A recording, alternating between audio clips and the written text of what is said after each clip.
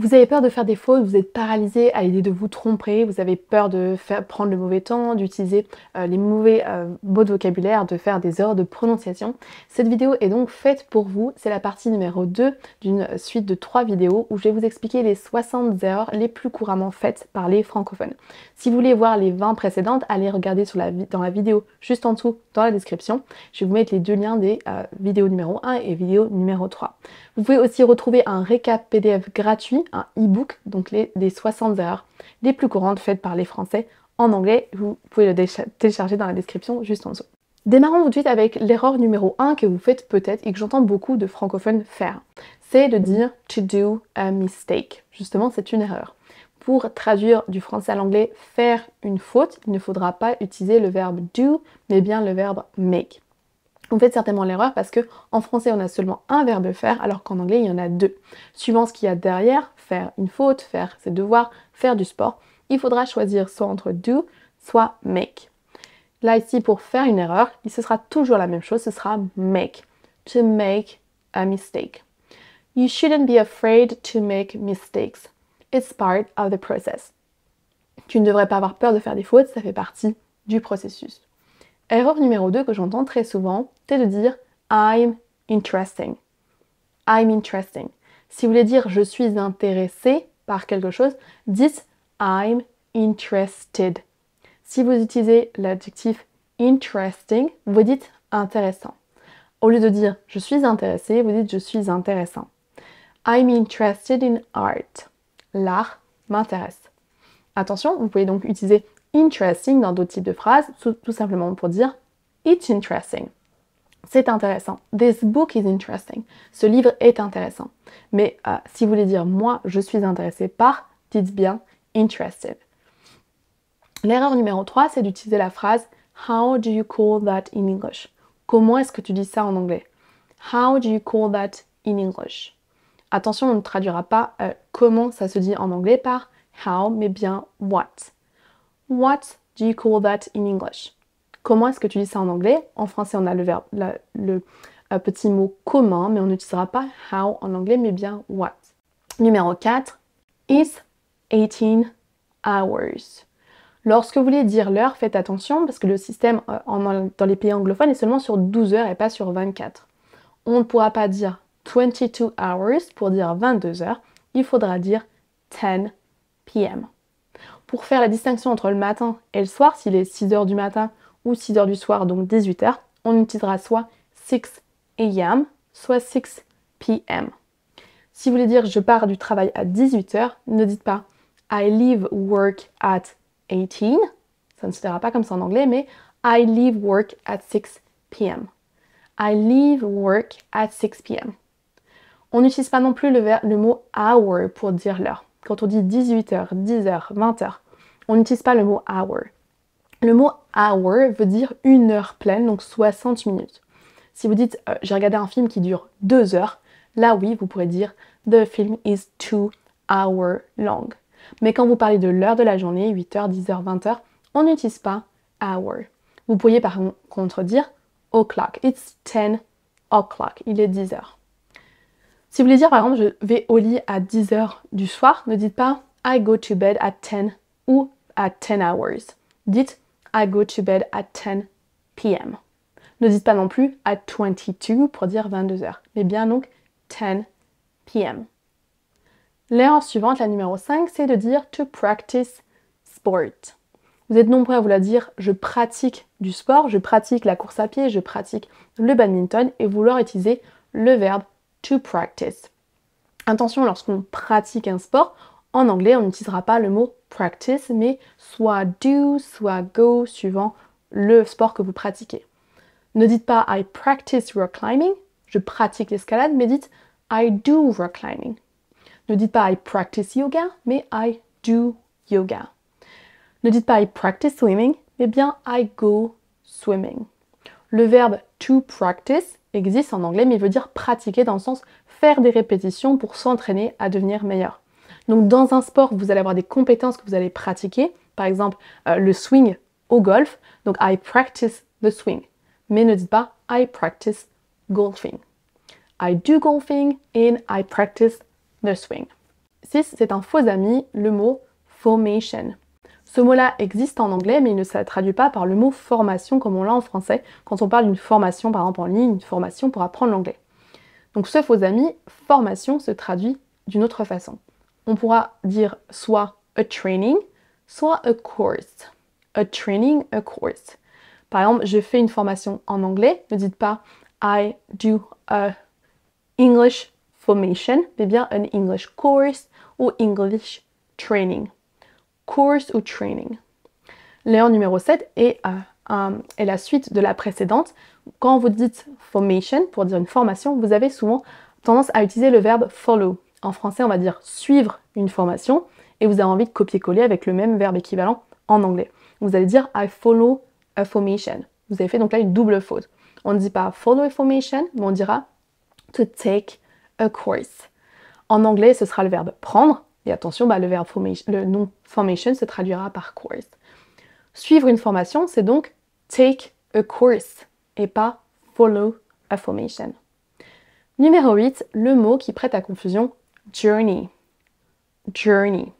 Vous avez envie de le traduire parfois par journée parce qu'il est similaire en termes de sonorité au mot français journée. Quand vous voulez dire journée ou jour, vous avez en fait un seul mot en anglais qui est a day. Si vous dites passe une bonne journée, ne dites pas pass a great journey, ça n'a pas de sens. Dites have a great day. Si ça vous a pris une journée, ne dites pas it has taken me a journey. It has taken me one day. Le mot jour et journée se traduisent donc tous les deux par day en anglais. Le mot journey, c'est donc un faux ami. Il veut dire voyage ou trajet, cheminement. On a plusieurs cas de figure dans lesquels on s'en sert. Soit littéralement un trajet, donc vous prenez votre voiture, vous vous déplacez, ou vous prenez le bateau, le ferry. Là, on pourra dire par exemple have a safe journey home. Rentre bien chez toi. Que ton trajet retour se passe au mieux. Have a safe journey home. On peut s'en servir de façon aussi imagée. Là, on parlera d'un cheminement, d'un tout un processus. Par exemple, learning English is a very long journey. Learning English is a very long journey. Apprendre l'anglais, c'est un cheminement long, c'est un trajet qui prend du temps. Donc vous avez soit le mot journey pour vraiment un trajet physiquement, un déplacement, soit dans le fait que ce soit un cheminement qui est de façon imagée. Numéro 9, on a une erreur de prononciation. Vous avez du mal à faire la distinction entre shit et sheet.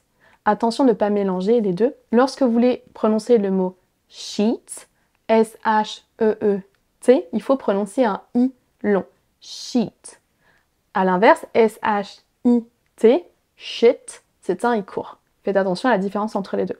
Si vous voulez dire des draps ou une feuille de papier, donc il faut normalement dire sheet, comme dans le Google Sheet, mais si vous raccourcissez, vous dites Google Sheet et ça marche pas. Attention, shit, c'est un gros mot, donc on va éviter de s'en servir. Donc attention, quand on a deux E, c'est vraiment un I long. Sheet, sheet. L'erreur suivante, c'est la même chose, c'est un problème de prononciation. Vous utilisez le mauvais I entre beach, la plage, et bitch, qui a là aussi une insulte. On a exactement la même chose. Sheet, beach, là vous entendez, c'est un I long. On traîne un tout petit peu sur la syllabe. C'est un son qui n'existe pas en français, donc c'est pour ça qu'on a du mal à le faire, nous, francophones. On va remplacer tous les I par des I courts, comme on l'a chez nous. Beach, sheet, et attention, shit, bitch. Vous voyez qu'il y a une toute petite nuance quand même dans la durée, la longueur de la syllabe. Donc attention, si vous voulez dire la plage, dites bien beach, beach. Il vaut mieux le faire un chouille trop long que de le faire trop court, sans quoi vous ne direz pas le mauvais mot. Erreur suivante, c'est de dire near to. Near to. Pour dire près de, vous devrez choisir soit entre close to, soit near, mais pas mélanger les deux. Après near, vous ne mettez rien du tout. Si vous voulez dire j'habite près de la plage, I live near the beach. I live near the beach. Ou vous pourriez dire the city where I live is close to the border. The city where I live is close to the border. Près de, soit near, soit close to. Erreur numéro 12, c'est d'utiliser le mot souvenir de la mauvaise façon. Le mot souvenir existe en anglais mais il fait référence à des petits objets souvenirs que vous allez ramener de vacances par exemple. souvenirs. Lorsque vous voulez traduire le mot souvenir, c'est-à-dire je me souviens de quelque chose, j'ai des souvenirs une bonne mémoire de ce qui s'est passé, j'ai des bons souvenirs de mes vacances, on n'utilisera pas le mot souvenir, mais le mot memory. Memory. Si vous dites je garde des bons souvenirs de ce séjour, ne dites pas I have good souvenirs, mais dites I have good memories from this trip. On utilisera souvent au pluriel. I have good memories from this trip. Le mot memory, c'est vraiment vos souvenirs dans la tête. Et le mot souvenir, c'est vraiment des souvenirs que vous ramenez, un coquillage, des objets, etc. Des souvenirs, des objets que vous avez achetés. Donc attention, memory, souvenir, et souvenirs, des objets, souvenirs. Numéro 13, l'utilisation du verbe to progress. Ce verbe existe en anglais, il veut dire faire des progrès, avoir un avancement, etc. Mais le mot progresser en anglais, pour dire faire des progrès, s'améliorer, ce ne sera pas to progress. Ne dites pas en anglais I progress in English pour dire je fais des progrès en anglais. Préférez utiliser I make progress, I improve in English, I get better in English. Ces alternatives sont beaucoup plus naturelles que de dire I progress in English. Le verbe progress existe, mais c'est l'idée de faire un avancement dans un projet plutôt que dans une compétence. Donc attention, improve, get better, make progress, pour dire progresser dans le sens s'améliorer, faire des progrès. Numéro 14, on a une erreur de prononciation, c'est les mots, dans les mots comme walk et talk. Dans ces deux mots-là, le L ne se prononce pas, on ne dira pas walk ou talk, mais bien walk et talk. Il en existe d'autres où le L est silencieux, comme would pour utiliser le conditionnel, could et should. Donc dans tous ces mots-là, le L est silencieux, ne se prononce pas du tout. Walk, marcher, talk, parler, would, conditionnel, could, le verbe pouvoir au conditionnel, et should, devoir. L'erreur très courante d'utiliser for, to et un verbe. Lorsque vous voulez dire pour en anglais, que vous expliquez quoi derrière, vous avez deux alternatives. Soit for, soit to, suivant ce que vous mettez derrière. Si vous dites pour plus un nom, par exemple pour ton anniversaire, ou un pronom, par exemple pour toi, ce sera for. Si vous dites pour faire, pour aller, pour changer, pour progresser, là vous utilisez un verbe, là il faudra utiliser to et c'est tout. Ne dites pas for to. J'entends souvent des gens dire I learn English for to travel, pour voyager, for to travel, mais là ici il faut enlever for. Dites simplement I learn English to travel. I learn English to travel. Vous pouvez dire I learn English for my pleasure, parce que pleasure, c'est un nom. Donc retenez bien, avec un verbe, utilisez simplement to et votre verbe pour dire pour plus verbe. Ne dites pas for to. Numéro 16, une faute très courante quand vous copiez-collez du français à l'anglais que vous traduisez mot à mot. Vous allez souvent avoir tendance à dire I am agree, pour dire je suis d'accord. Attention parce que le verbe to agree, en fait, veut dire être d'accord. Il ne faut pas mettre un verbe être ici. Quand vous voulez dire je suis d'accord, dites simplement I agree. I am agree est une erreur. You're right, I agree with you. Tu as raison, je suis d'accord avec toi. You're right, I agree with you. Erreur numéro 17, une erreur de prononciation très courante, c'est de rajouter des H là où il ne faut pas en mettre. Une fois que vous avez compris que les H en début de mot, sauf 4 exceptions, se prononcent, comme par exemple hotel, hello, hi, vous avez tendance à en rajouter là où il n'en faut pas. Par exemple, quand vous voulez dire je, I, vous avez parfois tendance à rajouter un H ici à dire hi. Quand vous dites I am French, je suis français, vous avez tendance à rajouter I am French. Parfois, les H arrivent et sortent un petit peu à n'importe quand. Quand vous dites I, vous dites je. Quand vous dites hi, vous dites salut, bonjour. Donc attention, avec une lettre d'écart, avec une prononciation différente, on va dire vraiment deux choses différentes. La même chose pour am, ça c'est le verbe être. Si vous dites ham, là vous dites jambon. Faites attention donc à la différence entre par exemple ear, oreille, hear, écouter ou ici. Am, suis, ham, jambon. Si vous placez les H aux bons endroits et que vous n'en mettez pas là où il n'en faut pas, voilà ce que ça donne. Hi, I am French. Bonjour, je suis français. Si vous enlevez les H là où il y en avait et que vous en mettez là où il n'en faut pas, ça donne I am French. Et si on le traduit mot à mot, ça veut dire je, bonjour, jambon français. Donc ça n'a aucun sens. Attention donc à prononcer les H là où ils sont et à ne pas en rajouter là où vous avez une voyelle, un son voyelle en début de mot. Là, il ne faut pas en rajouter. Numéro 18, l'erreur classique de dire have you something. Lorsque vous lui demandez as-tu, avez-vous, vous avez tendance à dire have you a pen, have you time, en copiant-collant sur le français. As-tu du temps, as-tu un stylo? Attention, pour demander est-ce que tu as ou as-tu, avez-vous, il faut utiliser cette structure de phrase. Do you have? Do you have a pen? Do you have time? Do you have a minute? Ne dites pas have you plus quoi derrière. Oui, cette structure de phrase have you, vous pouvez l'utiliser, mais quand on l'utilise au present perfect. Dans une phrase comme ça au présent, as-tu, avez-vous, il ne faudra pas l'utiliser. Erreur numéro 19, c'est d'utiliser to get avec la mauvaise préposition. Le verbe to get est un des verbes les plus utilisés en anglais, qui est très couramment utilisé, et il existe aussi sous forme de phrasal verb. On rajoute une préposition et ça va donc changer le sens du verbe. Les prépositions sont parfois, on les mélange assez facilement et on a parfois du mal à réutiliser la bonne préposition. Attention parce que ça change complètement le sens du verbe suivant laquelle vous utilisez. Par exemple, to get up, se lever, to get rid of, se débarrasser de, to get by, se débrouiller, to get away, partir en week-end, échapper à quelque chose. Donc si vous utilisez la mauvaise ou que quand il y en a deux, vous n'en utilisez qu'une seule, on ne comprendra pas forcément ce que vous voulez dire.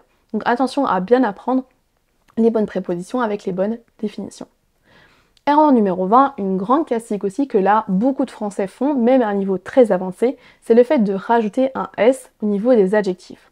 Par exemple, a 4 hours work week. Il y a un célèbre livre, La semaine de 4 heures de Tim Ferriss, et vous voyez sur la couverture qu'il y a marqué 4 hour work week. Il n'y a pas de S ici. 4 hour est en fait un adjectif et les adjectifs sont invariables en anglais, on ne mettra jamais de S. Vous direz par exemple a big car, big cars, mais pas bigs cars. Les adjectifs sont invariables.